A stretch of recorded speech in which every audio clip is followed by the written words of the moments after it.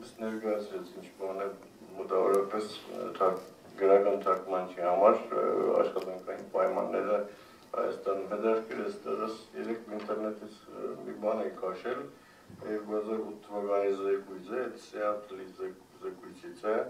Եվրախորհրդի գրական թարգմանիչների ասոցիացիայի կազմակերպության թարգմանվում, որտեղ նշվում է, որ թարգմանիչները փաստորեն մենակ մեր մոտ չի թարգմանիչները ապրում են շուկայի թելադրած պայմանների տակ, պարտադրած պայմանների տակ եւ նույնիսկ հարուստ երկրներում գրական թարգմանիչների վիճակը աղետալի է, հենց դա գրած է։ Հիմա պատկերացրեք, մենք նույնը համեմատություններ բերենք Հայաստանի հետ, մեր մոտ արդեն աղետալի չի, պարզապես չեմ կարող, միտքս բար չի գալիս, որ կարողանամ ասել, թե մեր մոտ վիճակը ինչ է։ Բացարձակապես մեր մոտ չկա ընդհանրենք թարգմանիչ, հրատարակիչ կապը, հեղինակային իրավունքների հարցը լրիվ լղոզված է։ Իմ կարծիքով պետք է ամբողջ մեր պատկերացումները գեղարվեստական թարգմանության մասին, սկսած նրանից, որ մենք փառավոր թարգմանական դպրոց ունենք, մի բան որ սուտ է մենք ոչ մի թարգմանական դպրոց չունենք եւ երբեք չենք ունեցել եւ եթե այսպես շարունակենք չենք էլ ունենա պետք է գաղափարները իմ կարծիքով լրիվ վերանայել հասկանալ որ գրական թարգմանության դպրոց իսկապես չենք ունեցել ենք պարզապես մենք անհատներ եւ այդ անհատների միջոցով է թարգմանական գործը ինչ որ տեղից շարժվելուց երկու օրինակ բերեմ չպետք է խառնել աստվածաշնչյան թարգմանությունների այսօրվա հետ, որովհետև կարելի ասել, որ այն պետական մագարտակով տեղ ունեցավ, եւ այս պետական մագարտակի մտքին այսօր կհանգեմ։ Միայն անհատների միջոցով է եղել եւ դրա վառ օրինակը Հովհաննես Խանմասյանն է, որի շնորհիվ մենք այսօր ունենք լիակատար Շեքսպիր կիսատ մնացած գործը սովետի ժամանակ ընդ որում եւ ստեղ նորից արդեն առանց Մասյանի pedagogan միջամտությամբ օժանդակությամբ, ինչպես գիտեք, Ռուբեն Զարյանը ստեղծեց Շեքսպիրը գիտության կենտրոն եւ 7 թե 8 հազար բանդապետ չէ շեքսպիրական շատ մեծ գիրք ամտեսել գիրքին եւ հիմա մենք ունենք լիակատար Շեքսպիրը, բայց դա չի կարելի ասել, թե պետության դա կարելի ասել Ռուբեն Զարյանի շնորհիվ էր։ Ես միշտ կրկնել եմ, որ գրական թարգմանությունը զարգացնելու համար, որը շատ կարևոր է տվյալ ազգի գրականության համար, որովհետև ես միշտ չեմ հոգնում կրկնելուց, որ յուրաքանչյուր երկրի ազգի գրականությունը կմեռնի առանց թարգմանության, պարզապես լճանը, որովհետև թարգմանությունը այն թարմ արյունն է, որ ներարկվում է տվյալ ազգի գրականության մեջ եւ թարգմանչի ստատուսը միշտ պետք է բարձր լինի, ինչպես որ ընդ որում ինչպես ձեռս տակ նաեւ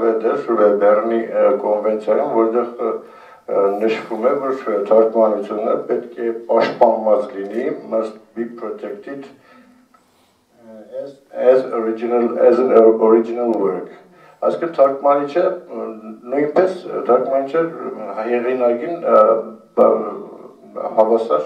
անձնավորություն է։ Ընդ որում Հայաստանը այս բանին միացել է 2000 թվականին, մի բան, որ մենակ Հայաստանը կարող է կոնվենցիաների ստորագրությամբ միանալ եւ դրանով բոլոր հարցերը համարվում է լուծված։ Շատ բան կարելի ասել, թե ինչ աղետալի վիճակում է։ Ես Արտասովանյան գրականության խմբագիրն եմ, արդեն 10 տարի այդ հանդեսը տպում եմ, եթե ես դժվարությունների մասին խոսեմ, դուք լրիվ ոչ մենակ կձանձրանաք, կզզվեք արդեն։ Ոնց որ ավելորդ այդ մասին խոսալ, pedagogan չնչին հովանավորություն կա, որը տալիս են, ինչպես ամբողջ մամուլին տալիս են, նույնպես ինձ են տալիս են, եզդիների թերթիլեր են տալիս, Արտասովանյան գրականությանն են տալիս, դա ոչ մի չի փոխում։ Ես տված է հետ հերիք կանի, որ ես նորմալ տպեմ մեկ համար, տարեկան մեկ համար, նորմալ թարգմանիչներին հոնորարով ամեն ինչով, դա բավականացնի մեկ համարի մր ընդամենը։ Իսկ ես 4 համար Երամսյան հանդեսը պետք է դնում, այնպես որ այդ մասին կարանք չխոսենք։ Ես պարզապես ստեղ կուզենայի workshop-ը չեք մարզում, որ դենց հարցեր է լուծում, կամ կարելի է դա միտքը ներդնել հիմա ստեղ, միակ փրկությունը ես ասում եմ, ես տեսնում եմ գրական թարգմանիչների միություն ստեղծելու մեջ, շատ լուրջ հիմքերով, ընդ որում հավաքվում են նորմալ մարդիկ, ես կուզենայի որ միտքը ստեղ ներդրվել, հետո մտածենք այդ մասին, հետո երևի շատ արդեն լիքը թարգմանիչներով հավաքվենք, քննարկենք եւ իսկապես ստեղծվի շատ լուրջ միություն, որը կարող է ինքը արդեն պետությանը շատ բաներ պարտադրել, եթե պետություն մնա կամ չգիտեմ։ Կարելի է, ես կուզենայի, որ այդ մասին պարզապես բոլորս մտածենք, հետո հանդիպելու ակնկալիքով, որովհետև միակ փրկությունը թարգմանական գործը առաջ տանելու իմ կարծիքով շատ լուրջ միություն ստեղծելն է, ոչ ժամանակական գործգրողների միության կամ նման հիմար կոլխոզների մասին չի խոսքը, լուրջ ասենք միություն ստեղծվի, որը հստակ ծրագիր կազմի եւ այդ ծրագրով առաջնորդվելով, չգիտեմ ինչ որ կարող է կամ այստեղ միջազգային կազմակերպություններ կան, այստեղ նայում ես նույնիսկ չգիտեմ, կային նաև կա International Federation of Translators։ Ես առաջ անգամ հանդիպում, բայց այստեղ լիքը անդամներ ինքնի միություններ անդամակցել են, ընդ որում մի երկրից տեսնում եմ ցանկի մեջ կարող է 3 միություն անդամագրվել են։ Կարելի է այդ միությունը ստեղծել եւ անդամագրվել նրանց իրենց այդ կապեր ստեղծել, որտեղ բոլոր հարցերը պետք է լուծվեն, եւ ֆինանսական, եւ հեղինակային իրավունքների հարցը, որը էլի առանձին թեմա, առանձին սեմինար կարելի է կազմակերպել եւ քննարկել հեղինակային իրավունքի մասին, որը այսպես ֆորմատով շատ դժվար է։ Մեր խոսքով իմ առաջարկը է, որ պարզապես մտածենք հետագայում գրական թարգմանիչների միություն ստեղծելու մասին, դա միայն կարող է նորմալ աշխատանքային պայմաններ արդեն ստեղծի թարգմանիչների համար, թարգմանիչներն զգան, որ իրենք նորմալ կարող են աշխատել եւ նորմալ վարձատրվել, որը քիչ պակաս կարևոր չի։ Մատկանը երևի չգիտեմ։ Հույս տվեցի լուսանողների գրական թարգմանիչ դառնալու համար։ Ես ճիշտ ասած, ես միշտ ասել եմ, որ ես արտ գրականությունը, որ կա, ջայլների, երիտասարդների, ուսանողների համար, ես միշտ ուզում եմ, որ իրենք համախմբվեն այդ ամսագրի շուրջը, մեջներից էլ մեծ շատ շնորհքով հայտնվի, ես ինքս սիրով այդ ժուրնալը լրիվ հանձնեմ իրանց։ Բայց այս պահին ես իրենց հանձնեմ ոչ, զրո բալանսով, ինչ հանձնեմ, ձեզ պետք է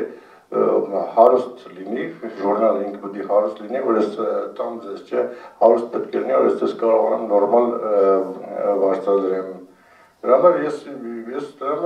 հույսս չեմ կորցնում, անձամբ հենց այդ թարգմանական միությունը որ լինի եւ նա սկսի հստակ գործել, դա փաստորեն կարող է շատ նորմալ ասոցիացիա դառնալ եւ եթե կարողանանք դա դարձնել աշխգործող մեխանիզմ, ուրեմն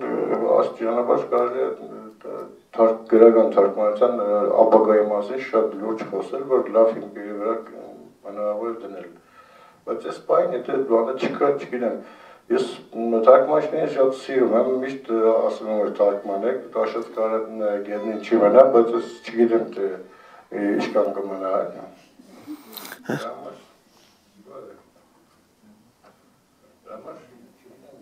Ես ճիշտ ասած, մենակ մի բան կուզեի ավելացնել ուղղակի հենց ամբերի թեմային էլի, որ գրական թարգմանության վերան, որ իսկապես ասենք իմ կարծիքով թարգմանության հարցը պետական ստրատեգիայի անհրաժեշտություն ունի, այդ կարևորությունը ունի։ Ու այն պատճառով, որ երբ գրականությունը երկրի չի թարգմանվում մեծ չափերով, մասշտաբներով, պետական մոտեցումով, ստրատեգիայով, լուրջ մշակված եւ այլն, չափանիշներն էլ միայն ներսում են մնում։ Դա շատ վտանգավոր բան է, որովհետեւ այդ դեպքում ամբողջությամբ այդ կտրվում է չափանիշները մշակույթի երկրի կտրվում է ամբողջ աշխարհի չափանիշներից։ Դրանով վիզուալ արվեստները մի քիչ այնուամենայնիվ մի քիչ տարբերվում են ու մի քիչ առավելություն ունեն, մի քիչ ավելի հեշտ է։ Ասենք ֆիլմը նույնիսկ մեկ ֆիլմ կարող ես անել ու հենց մեկ ֆիլմի վրա լավ աշխատելով, ասենք կարող ես իրեն դուրս բերել։ Հա, հետո էլի տխրում ես, որ քո երկրում քո ֆիլմը պետք չի, բայց դու արդեն գոնե ուրիշ չափանիշներ ունես, որոնք քեզ ինչ որ միտեղ օգնում են շարժվել։ Ու իսկ գրականության դեպքում դա սարսափելի դժվար է։ Դրա համար գրականության դեպքում առաջին հերթին պիտի շատ լուրջ ստրատեգիա եւ միջոցներ եւ ամեն ինչ մշակվի թարգմանական բանի։ Առաջին հերթին հենց նրա համար, որ գրականությունը այդքան կապված է հոգեբանորեն եւ ամեն ինչով քո երկրի հետ եւ չափանիշներ կորցնելը շատ վտանգավոր իրավիճակ։ Եվ եթե կարելի ավելացնեմ, դիսբալանսը շատ կարևոր է այստեղ, որտեղ Սամվել դու խոսում ես մուտքի մասին, այսինքն մենք թարգմանում ենք արտասահմանյան գրականություն, որը որ կատարվում է մեծ չափերով, մեծ քանակությամբ, բայց ինչա դուրս գալի Հայաստանից ու մենք չունենք դա, ու նախարարությունը ոչ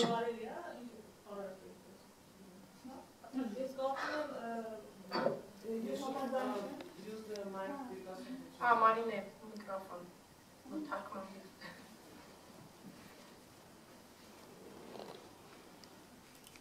Ես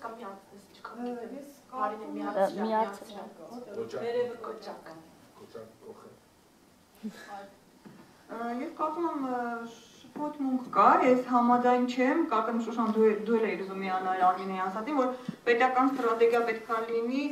այստեղի գրականությունը թարգմանելու, ասենք, ուրիշ լեզվով, ես դրա հետ համաձայն չեմ, մանավանդ այսօրվա վիճակով, եթե նման բան լինի, կթարգմանվի հաստատ ոչ ամենալավը։ Ես կարծում եմ չափանիշներ ստեղծելու համար պետք է դրսի գրականություն թարգմանել հայերեն։ Իսկ գրողները, այսինքն օրինակ ես կարծում եմ, որ հայ գրողների գործերը, գրողների դա անում է, ինչ որ անընդհատ թարգմանում է, բայց այն բացարձակ 0 օգուտ, որովհետև գրողը պետք է հրատարակվի, եթե անգլերեն ֆրանսերեն իմանալ, ինքը պետք է հրատարակվի Անգլիայում, Ֆրանսիայում, Ամերիկայում, ոչ թե Հայաստանում։ Հայաստանում դա հնարավոր չէ, այնպես որ ես հաստատ չէի ուզենա, որ մեր պետությունը խառնվեր դրան։ Ավելի լավ է, ուրեմն մենք կապեր ստեղծենք կազմակերպիչների հետ դրսի եւ այլն եւ ինքներս, ասենք, մեր ուժերով կամ ինչ-որ կազմակերպությունների ուժերով թարգմանվենք, ոչ թե մնա մեր պետության ստրատեգիայի հույսին։ Իհարկե կողմ եմ, ես այդ չի նկատի չունեի, որ պետությունը իր վրա իր ձեռքերի մեջ պահի ու կառավարի, ղեկավարի թարգմանության թե ինչա դուրս գալու, ինչա հոսելու դուրս Հայաստանից, բայց բոլոր իրանց հարգող պետություններ ունեն մի փոքր ֆոնդ կամ մեծ ֆոնդ, որը որ տրվում է դրսեցիներին եւ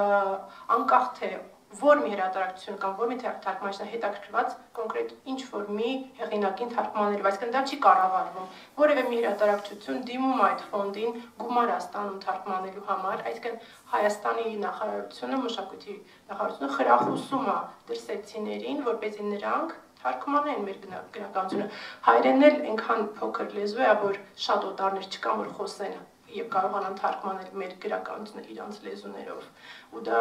խնդիր է մեր բոլորի համար ինձ թվում է I just wanted to, I don't know if any of you picked up on a mathematical error in my talk. I just briefly mentioned when I was talking about I received $10 in advance and the agent would receive 15%. It's $2.25 for the agent and not $1.50. Just wanted to bring that